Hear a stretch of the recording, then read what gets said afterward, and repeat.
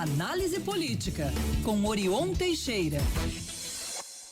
Ei, Orion, bom dia pra você. Já tá por aí conosco hoje um pouquinho mais cedo, né, Orion? Muito bom dia, Maria Fernanda Cinini, Luciana Murilo ouvintes, espectadores da Band News. Prazer voltar a falar com vocês. Prazer é nosso, Orion. Olha, a direita se reanima após a vitória de Trump, apesar do baixo desempenho na eleição municipal. Tem discurso para isso? Para tudo? Para tudo, sim. Está todo mundo agitado, como se a vitória de Trump fosse deles, né?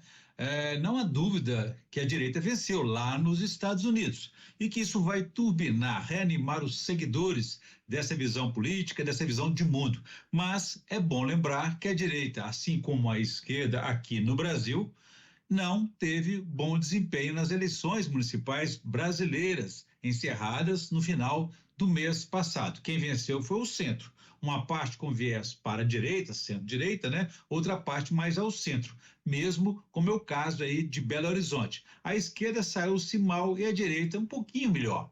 Bolsonaro tem dado entrevistas apresentando estratégias e até adiantando o nome do seu futuro candidato a vice-presidente. Poucas horas depois, esse convidado pela imprensa, Michel Temer, o ex-presidente da República, disse que não foi consultado e que já encerrou a sua carreira política. Bom, e grandes jornais estão embarcando nesse delírio de quem sequer pode se candidatar. Bolsonaro está inelegível. Ou acha que a eleição de Trump vai favorecer a impunidade aqui também, como vai acontecer lá. Não julgaram Trump no tempo certo e agora que ele está eleito, não terão condições para isso. Pode esquecer, vai tudo para o arquivo da prescrição.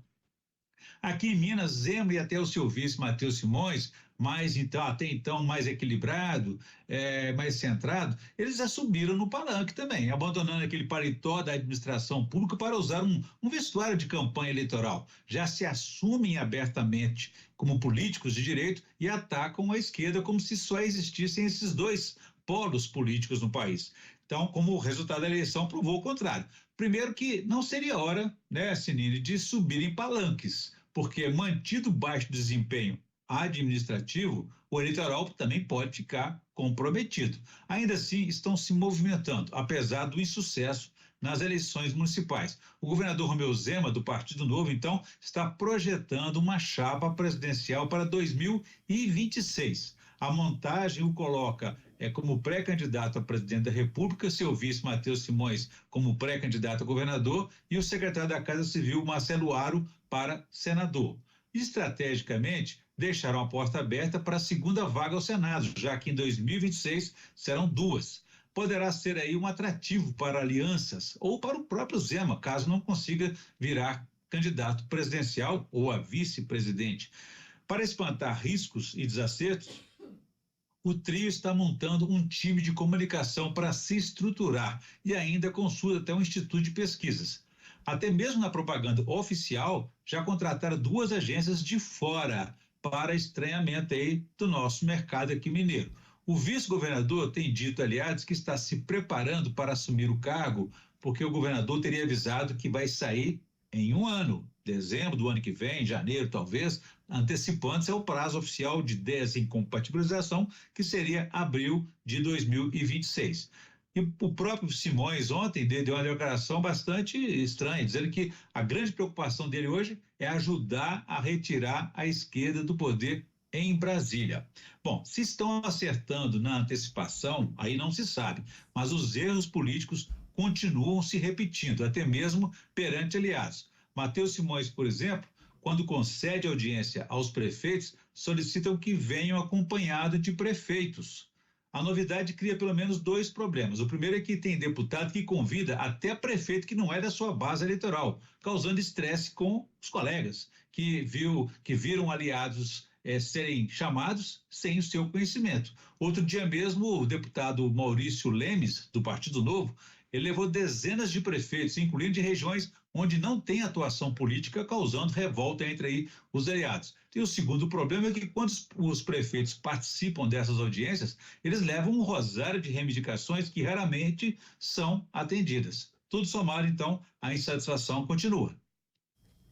Orion, deixa eu te fazer uma pergunta aí. Você falou da questão da empolgação da direita, inclusive aqui no Brasil, com a vitória do Trump. Me chamou a atenção que vários, né, pelo menos um vereador eleito, uma vereadora, alguns políticos brasileiros, muitos políticos brasileiros foram observar, como observadores da eleição norte-americana, eleição que ocorre há mais de 150 anos, tem eleição nos Estados Unidos, da mesma forma. O que eles tanto foram observar aqui? Vereadora Marcela Trópia, o Ville, né, que é o vereador que foi eleito aí, o que esse povo foi tanto observar lá? O que tão diferente foi acontecer? Ou só foram comemorar mesmo a vitória do Trump? Olha, Murilo, eu gostaria de saber, deixa aí aqui a pergunta para que eles possam se manifestar, quem pagou essa viagem deles? Foi tudo com dinheiro público, como aconteceu em Brasília, senadores e deputados, numa comitiva aí da direita, para homenagear, prestigiar o Trump, a eleição do Trump, e voltar aí nessa celebração toda. Não tem o que aprender lá, ao contrário, os americanos, norte-americanos, é que deveriam vir ao Brasil para aprender como se faz eleição. Aqui nós temos justiça eleitoral, temos um tribunal eleitoral e temos a grande vitrine nossa, que é a urna eletrônica. Lá não se sabe como o processo é feito, porque cada estado tem um processo próprio e depois fazem uma eleição indireta, de um colégio eleitoral indireto, depois um colégio eleitoral popular, enfim, não é exemplo para ninguém.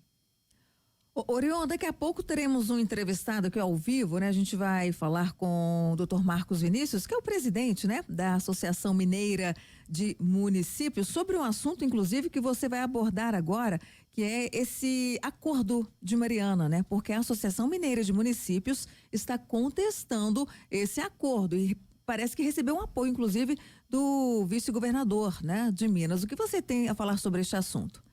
É verdade, Luciana. O presidente da Associação Mineira dos Municípios, aí, que é também prefeito de Coronel Fabriciano, Marcos Vinícius Bizarro, ele está contestando e vai pedir revisão do acordo de Mariana no Supremo Tribunal Federal. Ele alega que os municípios não foram ouvidos, os municípios impactados diretamente, os impactados indiretamente, que todo estado aí deveria ter sido ouvido nesse caso, ferindo aí o princípio de autonomia dos prefeitos, dos municípios, no caso, né? Então ele afirmou que vai solicitar ao STF que a Associação Mineira seja ouvida e assim o acordo seja revisado. Ele esteve com o governador em exercício, Matheus Simões, e manifestou essa posição, que também o Simões deu para ele o aval, concordando com essa postura, com essa reivindicação. Mas o governo de Minas, nem o governador Zema, nem o vice-governador Matheus Simões defenderam essa proposta na mesa de negociações. E no caso de Brumadinho, por exemplo, se não fosse a Assembleia Legislativa,